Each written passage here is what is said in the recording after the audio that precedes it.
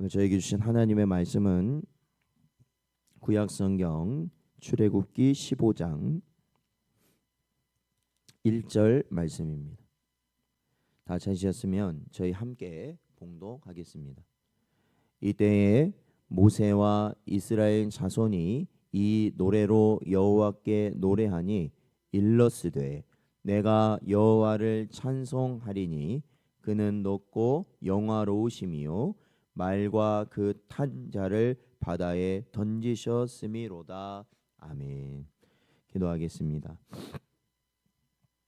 하나님 아버지, 하나님의 은혜 가운데 지난 4월 한 달을 하나님 살아가게 하시고, 또한 이 시간 5월의 첫째 날 저희들 주님 앞에 나와 머리 숙여 주님의 은혜를 간절히 구할 수 있는 저희들 되도록 인도하여 주신 것 감사드립니다. 저희의 심령은 날마다 연약하여지고, 또한 완악한 가운데 주님을 바라보지 못할 때 너무나 많은 것이 저희의 본 모습이나, 그럼에도 우리를 택하시고 구원하시기로 언약하신 하나님의 은혜가 오늘도 이 시간 저희의 심령을 새롭게 하고, 또한 하나님께 온전히 나아가도록 인도하여 주실 줄 믿사오니 주여 저희를 붙들어 주시옵시고, 오늘도 주신 말씀 붙들고 또한 5월 한 달간을 주님 앞에 온전히 살아갈 수 있는 복된 저희 모든 성도들 되게 하여 주옵소서. 오늘도 저에게 은혜 주시길 간절히 바라오며 이 모든 말씀 예수님의 이름으로 기도하옵나이다. 아멘. 오늘은 찬송하는 중심입니까? 라는 제목으로 하나님 말씀 증거합니다. 오늘 저희들이 살펴보는 출애굽기 15장은 이스라엘 백성이 애굽 땅에서 종살이를 하다가 하나님께서 모세를 보내시고 그 모세를 통한 구원이 이루어짐으로 인하여 이제는 홍해 바다를 건넌 이후에 자신들이 하나님이 주신 구원의 큰 은혜를 입은 것에 감사함으로 하나님께 찬송하는 그러한 장면이 나오고 있는 장이 바로 15장입니다. 그래서 저희들이 살펴본 15장 1절부터는 모세의 노래가 등장하고, 또한 19절부터는 모세의 누인 미리암의 노래가 등장하고 있습니다. 우리가 예배를 드리면서 찬송이라는 것은 절대로 뗄래야 뗄 수 없는 예배의 중요한 요소입니다. 그런데 찬송은 우리가 세상에서 말하는 단순한 노래는 아니라는 것입니다. 이 노래가 단순한 이러한 그 음조가 있고 이러한 박자가 있고 가사가 있는 그러한 세상의 노래와는 전혀 다른 것이라는 거죠. 왜 그러냐면 저희가 수요 예배에서도 제가 말씀을 드렸지만 우리가 기억해야 될 것이 항상 있습니다. 그것은 바로 하나님께서 우리를 구원하셨다라는 것입니다. 믿으십니까? 하나님께서 우리를 구원하셨다. 바로 우리를 주 예수 그리스도의 십자가의 구속의 능력으로 말미암아 우리를 구원하셨다. 이 출애굽을 하던 이스라엘 백성도 그리하였습니다. 그들 역시도 사실은 뭐예요? 죽을 수밖에 없는 상황이었습니다. 어떤 상황이었습니까? 그들이 10가지 재앙 이후에 애굽에서 나오긴 하였지만 앞에는 홍해 바다가 막혀 있고 뒤에는 애굽의 군대가 필사적으로 쫓아오고 있는 상황이었습니다. 사실 잡히면 죽는다라는 그러한 상황이죠. 그런데 중요한 건 하나님께서 상상하지 못할 은혜, 즉 홍해 바다를 가르심으로 인하여 이스라엘 백성을 건져내시고, 그리고 그 뒤따라오는 그 무적의 애굽의 군대를 그 홍해 바다 가운데 몰살시켜 버리셨다라는 겁니다. 그래서 더 이상 죽음의 공포가 따라오지 않는 그러한 구원받은 자들이 되었을 때, 찬송이라는 것은 바로 이러한 하나님의 구원을 경험하고 하나님의 구원을 체험하고 하나님의 구원을 인정함으로 인하여 그 심령 가운데서 자연스럽게 나타나는 것이 바로 찬송이라는 것입니다. 그래서 이 15장을 보면 바로 홍해바다를 건넌 직후에 바로 모세와 미리암 그리고 모든 이스라엘 백성이 하나님의 구원을 찬양하는 것, 찬송하는 것, 바로 그것이 가장 먼저 나오고 있는 이유가 바로 그 때문이다라는 것입니다. 구원받은 자는 노래하지 않을 수 없다라는 것입니다. 이는 우리가 예배라는 형식을 드릴 때는 물론이거니와 예배 이외에 우리가 일상을 살아갈 때도 마찬가지인 거예요. 우리가 예수 그리스도의 보혈의 피로 말미암아 우리가 구원받은 자라는 것을 깨닫고 그 감동 가운데 살아가고 있다면 중요한 것은 우리 안에서 찬송이 흘러나오지 않을 수 없다라는 것입니다. 그렇기 때문에 우리가 잘 아는 바울이 전도 여행을 하다가 바울과 실라가 전도 여행을 하다가 그들이 붙잡혀서 모진 고문을 당하고 매를 맞고 그리고 나서 감옥에 던져져 있었을 때 그들은 온 몸을 제대로 움직일 수조차 없는 그러한 상황에서도 그들이 깊은 밤중에 정신이 들었을 때 가장 먼저 한 것이 무엇이냐? 바로 하나님을 찬송하였다라는 것입니다. 그러기에 사랑하는 성도 여러분, 저희들의 삶이요, 지금 우리가 육신적인 어려움이 있을 수도 있습니다. 심적인 어려움도 있을 수 있어요. 그리고 우리의 돌아가는 내 주변의 삶이 참으로 여러 가지가 어렵고 힘들 수 있습니다. 그러나 중요한 건 뭘까요? 우리를 구원하신 그 예수 그리스도의 십자가를 우리가 마음에 품고 붙드는 이상 우리는 어떠한 상황 가운데서도 찬송이 멈추지 않는다라는 것이죠. 사랑하는 성도 여러분, 언제나 이러한 진정한 찬양이 여러분의 심령에서 여러분의 중심에서 흘러나오는 복된 여러분 되시기를 주의 이름으로 축원드립니다. 시편 기자는 이렇게 말합니다. 내가 평생토록 여호와께 노래하며 내가 살아있는 동안 내 하나님을 찬양하리로다, 이렇게 고백하고 있는 것입니다. 참된 찬송은 예배의 순간뿐 아니라 고난과 일상 속에서도, 즉 그리 아니하실지라도 우리 안에서 흘러 넘치는 것이 바로 찬송이다라는 것입니다. 그러한 찬송이 우리 신성 전원교회 그리고 우리 모든 성도들의 입술을 통해 고백되어지기를 축원드립니다. 출애굽기 15장은 이스라엘의 구원 이후 처음 드려진 공동체의 찬송입니다. 이 찬송은 하나님께서 홍해를 가르시고 이스라엘을 건지신 은혜에 대한 감사로 가득 차 있다라는 것을 우리는 읽어보면 알 수 있는 것입니다. 그러기에 2절 말씀을 보면 여호와는 나의 힘이요 노래시며 나의 구원이시로다. 사랑하는 성도 여러분, 여호와 하나님께서 우리의 힘이 되시는 줄로 믿습니다. 또한 여호와 하나님께서 우리의 노래가 되시며 우리의 구원이 되심을 믿음으로 나아가는 여러분 되시기를 축원드립니다. 바로 이러한 고백이 무엇이에요? 하나님을 체험한 자의 진실한 반응이라는 것입니다. 여러분, 찬송이라는 것은 막 억지로 짜내는 감정이 아닙니다. 그것이 아니라 십자가와 부활 그리고 삶 속에서 날마다 공급되는 은혜의 샘 속에서 자연스럽게 흘러나오는 것이다라는 것입니다. 여러분, 우리도 간혹 보면 그러잖아요. 우리가 세상을 살아가면서도 세상 일 잘 되면 그러한 사람들 어떻습니까? 뭐가 잘 풀리고 원하는 게 이루어지고 뭔가 잘 된다 할 때는 그 사람이 일을 하면서 뭐 하죠? 흥얼거리잖아요. 흥얼거립니다. 자기도 모르게 막 흥얼거리면서 노래를 하면서 막 일을 합니다. 여러분, 세상 일도 그래요. 세상 일도. 세상에 무언가가 잘 된다라는 생각을 해도요, 그렇게 됩니다. 그런데 하나님께서 우리가 영원히 죽을 수밖에 없는 우리를 위하여 자신의 아들을 이 땅에 보내셔서 그 아들을 십자가에 달리게 하심으로 우리를 구원하여 주심으로 우리는 영원한 멸망이 아니라 영원한 생명을 얻게 된 것 아니에요. 그러니 우리가 기쁘지 아니할 수 있겠느냐라는 것입니다. 그래서 진정한 찬송은 오로지 누구만을 높이는 것이 되냐면 하나님만을 높이는 것이 진정한 찬송이 된다라는 겁니다.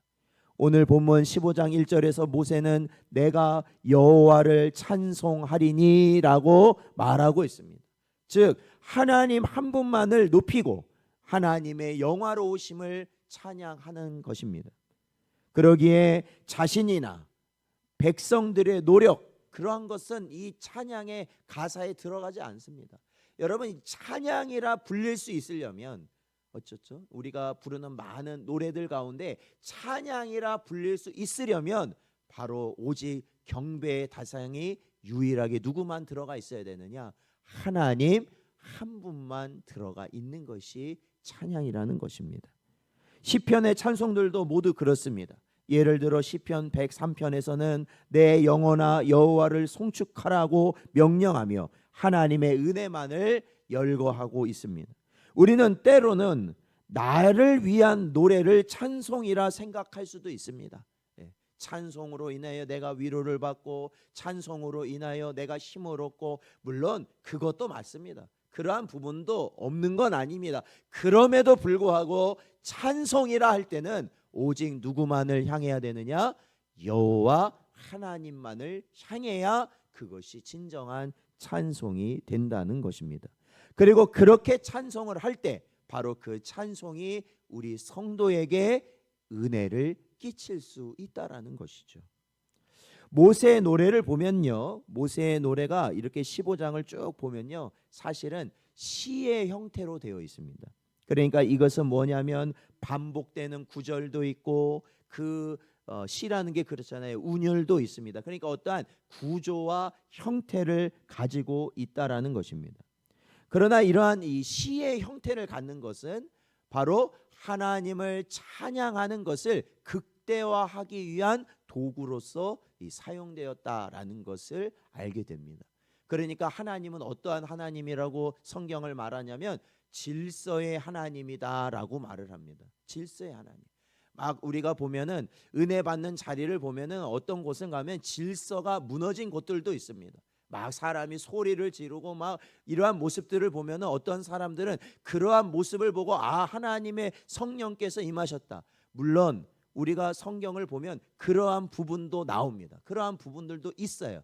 그러나 전체적으로 보면은 하나님은 질서 있게 하시더라는 거예요. 혼란을 주시는 게 아니에요. 하나님이 은혜를 주시고 하나님이 능력을 주셔도 구조나 조직이나 질서를 깨뜨리는 것이 아니라 그 안에서 뭐예요? 조화롭게 하나님께서 그 모든 것을 이루어 가시도록 하는 것이 하나님이시라는 거죠. 그렇기 때문에 오늘날에도 우리가 예배를 드릴 때도 뭐가 있습니까? 순서가 있는 것이죠. 순서에 따라서 예배를 드리는 것이죠. 우리가 찬송을 할 때도 어떻습니까? 악보가 있는 것이죠. 그 악보에 따라서 우리가 찬송을 하는 것이죠. 그래서 우리가 그 악보라는 그 틀 안에서 우리가 한 마음 한 뜻으로 우리가 찬송할 수 있도록 하는 것 아니겠습니까? 그럼에도 우리가 또 한 가지 기억해야 될 것은 형식이 하나님이 주신 은혜를 가둬서는 안 된다라는 것이죠. 그럼에도 불구하고.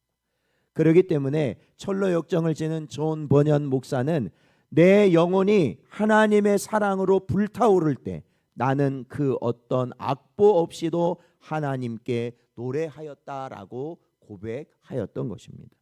그러기에 교회는 질서 안에서 자유를, 그리고 형식 안에서 신령한 은혜를 경험할 수 있어야 되는 것이다 라는 겁니다. 오늘 본문 출애굽기 15장 1절에 나타난 찬송의 주체는 백성이지만 분명히 그 대상은 하나님이십니다. 찬송은 공동체의 유익을 위한 것이 아니라 사실은 하나님을 기쁘시게 하기 위한 것이다. 시편 22편 3절 말씀을 보면 이스라엘의 찬송 중에 계시는 주여라고 시인은 고백합니다. 즉 이는 하나님이 찬송 가운데 임재하시고 찬송으로 말미암아 기뻐하신다라는 것이죠. 중세의 종교개혁 전야 찬송은 이 신앙인의 전유물이 아닌 성직자의 독점물이었습니다. 그러니까 중세 시대 당시에는 모두가 카톨릭으로 모두가 믿고 있던 그러한 시대에는 성경도 그랬지만 찬송조차도 일반 성도는 부를 수 없는 것이었다라는 겁니다.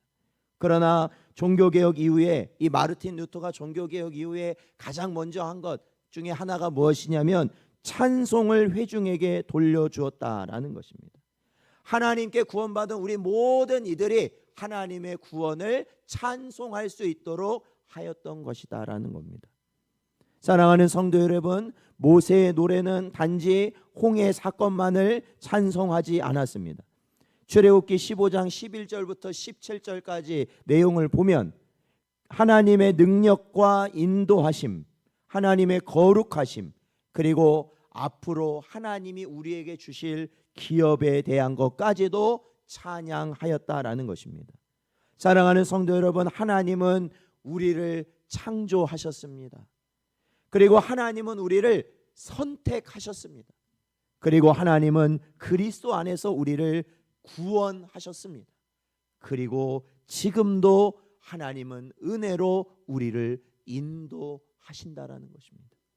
이것이 우리의 찬송의 이유입니다. 그리고 찬송의 내용입니다.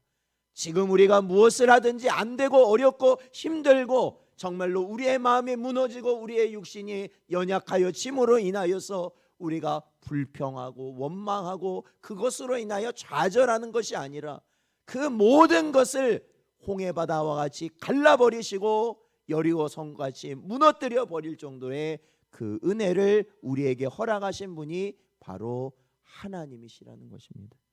베드로전서 2장 9절 말씀을 보면 그러나 너희는 택하신 족속이요 왕같은 제사장들이요 거룩한 나라요 그의 소유가 된 백성이니 이는 너희를 어두운 데서 불러내어 그의 기이한 빛에 들어가게 하시니에 아름다운 덕을 선포하게 하려 하심이라 말씀하고 있습니다. 선포하게 하려 하심이라. 그러기에 우리는 찬송하기 위해 부르심을 받은 존재라는 것입니다.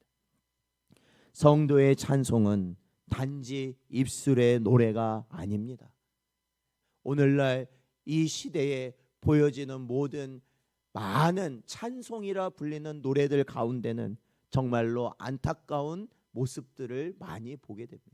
왜냐하면 그 찬양의 대상인 하나님이 나타나기보다는 그 찬양을 부르는 자들의 모습이 드러나고 그 찬양의 곡조의 아름다움과 매력적인 그러한 리듬만이 나오는 것이 오늘날 많은 대부분의 찬양이라 불리는 노래들이기 때문에 그렇습니다.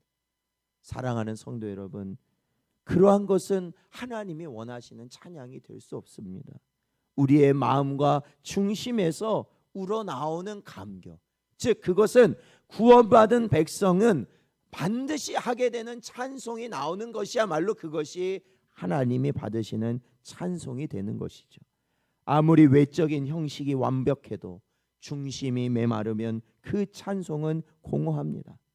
그러나 우리의 음색은 거칠어도, 그렇죠, 우리가 음은 잘 맞지 않고 막 우리의 목소리가 거칠게 갈라질 수도 있고 아니면 멜로디가 아주 화려하거나 막 그러한 것이 아니라 단순한 멜로디라 할지라도 그 가운데 하나님을 향한 진심이 담기면 그것은 하늘에 울려 퍼지는 향기로운 제사가 된다라는 것입니다. 오늘 우리에게 하나님은 물으십니다. 너는 진심으로 나를 찬송하고 있느냐? 찬송은 삶의 고백이며 동시에 부르심 받은 성도의 사명이라는 것입니다. 오늘도 우리에게 주신 이 말씀을 마음에 잘 새기시고 오로지 하나님 한 분만을 찬송하며 살아가는 복된 여러분 되시기를 주의 이름으로 축원드립니다.